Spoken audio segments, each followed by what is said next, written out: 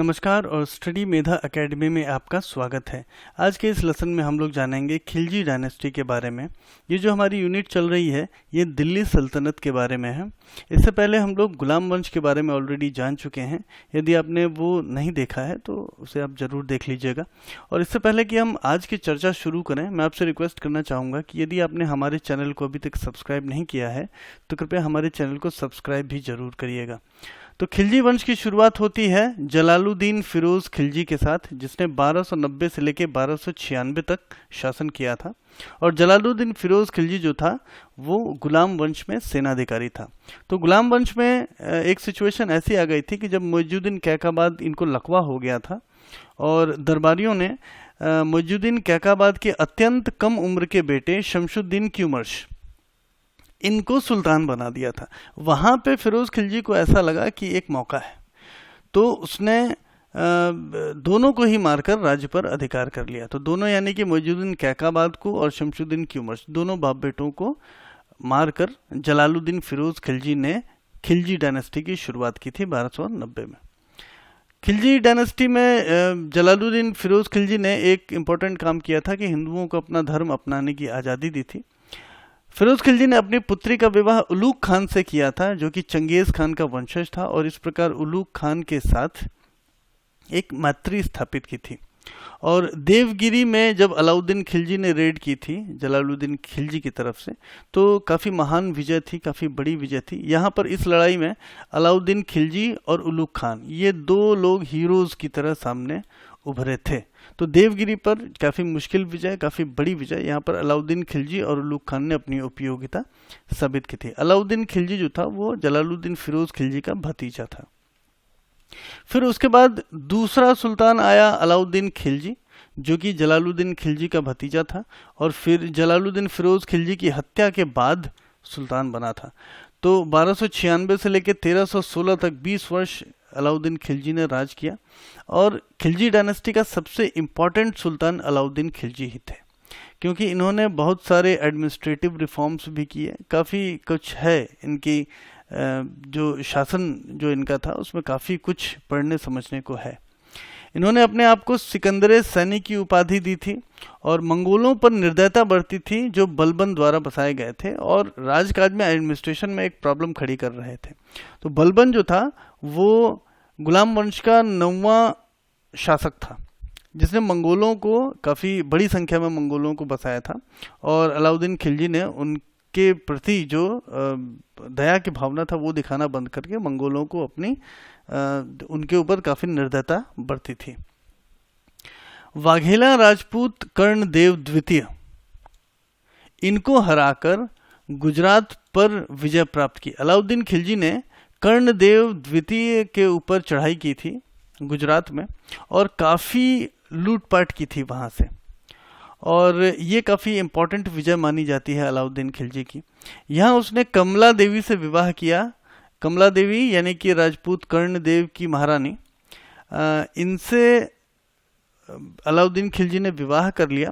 और यहीं पर मलिक काफूर इनको मिला, जो कि एक हिजड़ा था जिसे 1000 दिनारी कहा गया था, क्योंकि 1000 दिनार में अलाउद्दीन खिलजी ने मलिक काफूर को खरीदा था। तो मलिक काफूर को यहीं से प्राप्त किया, और अलाउद्दीन खिलजी और मलिक काफूर के काफ़ी गहरे रिश्ते भी थे। मलिक काफूर बाद में महान सेनापति सिद्ध हुआ।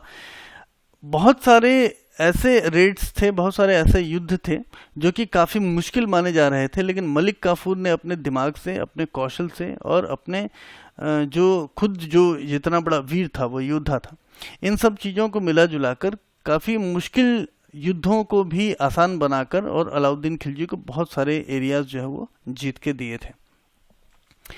चित्तौड़ के राजा रवल रतन सिंह को पराजित किया था और रानी पद्मिनी ने उसी समय जौहर किया था। तो चित्तौड़ के राजा रवल रतन सिंह, ये कहानी काफ़ी फेमस है रानी पद्मिनी की। मलिक मोहम्मद जायसी ने इस पर महाकाव्य भी लिखा हुआ है। और अलाउद्दीन खिलजी ने राजा रवल रतन सिंह को युद्ध में पराजित किया था और रानी पद्मिनी से वो शादी करना चाहता था, लेकिन रानी पद्मिनी ने आग में खुद को जला लिया था और इस प्रकार उन्होंने जौहर किया था। इस कथा को मलिक मोहम्मद जायसी ने अपनी रचना पद्मावत में लिखा है। उनकी रचना महाकाव्य है पद्मावत, वहाँ इस चीज़ का जिक्र मलिक मोहम्मद जायसी ने किया है। लगभग पूरा मध्य भारत मलिक काफूर की मदद से अलाउद्दीन खिलजी ने जीता और रामेश्वरम में मस्जिद बनवाया। रामेश्वरम में मस्जिद बनवाना एक साइन था, एक इशारा था कि हमने लास्ट छोर तक सब कुछ जीत लिया है। तो मलिक काफूर अपने कौशल से पूरा बहुत बड़ा एरिया जो है वो अलाउद्दीन खिलजी को जीत के दिया था। अलाउद्दीन खिलजी ने ही दिल्ली में हौज खास का निर्माण किया था और कुतुब मीनार का दरवाजा, जिसे अलाई दरवाजा कहा जाता है, वो अलाउद्दीन खिलजी ने ही बनवाया था। अलाउद्दीन खिलजी ने 2 नए कर चालू किए थे, 2 नए टैक्सेस चालू किए थे। एक था घरी और एक था छरी। तो घरी यानी कि गृह कर, हाउस टैक्स, और छरी यानी कि चारागाह कर, पास्चर टैक्स। अगर आप स्वयं का घर बना के रह रहे थे तो आपको हाउस टैक्स देना होता था, और यदि आप पशुओं के लिए चारागाह आपको चाहिए था तो उसके लिए अलग से टैक्स देना होता था। तो ये 2 टैक्सेस जो है वो पब्लिक पे इम्पोज किए थे अलाउद्दीन खिलजी ने।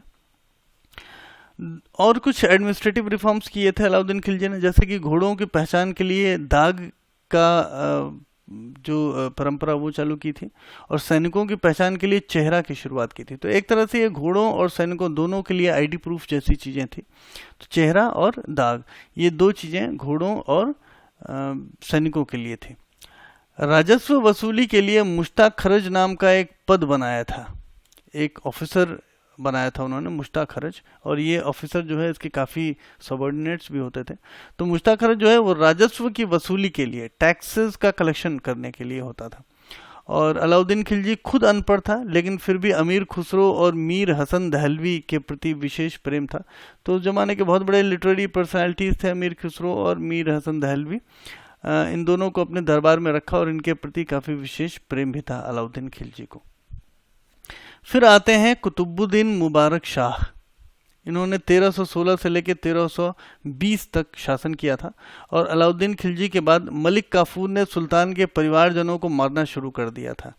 अलाउद्दीन खिलजी जब मरे तो मलिक काफूर का जो प्रेम था वो सिर्फ अलाउद्दीन खिलजी के लिए था, अलाउद्दीन खिलजी के परिवार वालों के लिए नहीं था। तो मलिक काफूर ने काफ़ी लोगों को मारना शुरू किया, लेकिन मुबारक शाह जो है वो बच गया और मलिक काफूर की हत्या करने के बाद सुल्तान बना। तो मुबारक शाह जो है अगले राजा अलाउद्दीन खिलजी के बाद बने। प्रजा से मधुर संबंध बनाने का पूरा प्रयास किया मुबारक शाह ने, क्योंकि उनको काफ़ी टफ कंडीशंस में सुल्तान बने भी थे, तो प्रजा का उनको सहयोग भी चाहिए था। और नसीरुद्दीन खुसरो शाह के द्वारा, लेकिन बहुत ही जल्द 4 साल शासन करने के बाद मार दिए गए, और इस प्रकार से कुतुबुद्दीन मुबारक शाह का अंत हो गया। फिर आते हैं नसीरुद्दीन खुसरो शाह, जो कि 1320 में राजा बनते हैं और इसी वर्ष मार दिए जाते हैं। तो मुबारक शाह की हत्या करने के बाद सुल्तान बने थे, लेकिन ज़्यादा दिन राज्य नहीं चला सके। गाजी मलिक के द्वारा इनकी हत्या कर दी गई और खिलजी साम्राज्य का यहीं पर अंत हो गया। और इसके बाद फिर तुगलक वंश जो है वो शुरू हुआ। तो ये खिलजी डायनेस्टी थी, 1290 से लेकर 1320 तक चली, मात्र 30 वर्षों तक चली, और इसके बाद तुगलक वंश जो है वो दिल्ली सल्तनत पे काबिज हो गया। तो अगले लेसन में हम लोग जानेंगे अब तुगलक वंश के बारे में। जाने से पहले एक बार फिर से आपसे रिक्वेस्ट करना चाहूँगा मैं कि यदि आपने हमारे चैनल स्टडी मेधा एकेडमी को अभी तक सब्सक्राइब नहीं किया है तो कृपया हमारे चैनल को सब्सक्राइब जरूर करिएगा। हमारी वेबसाइट है studymedha.com। इस वेबसाइट को जरूर विजिट करिएगा, क्योंकि इस वेबसाइट पे आपको बहुत सारे स्टडी मटेरियल PDF के फॉर्म में आपको मिल जाएंगे।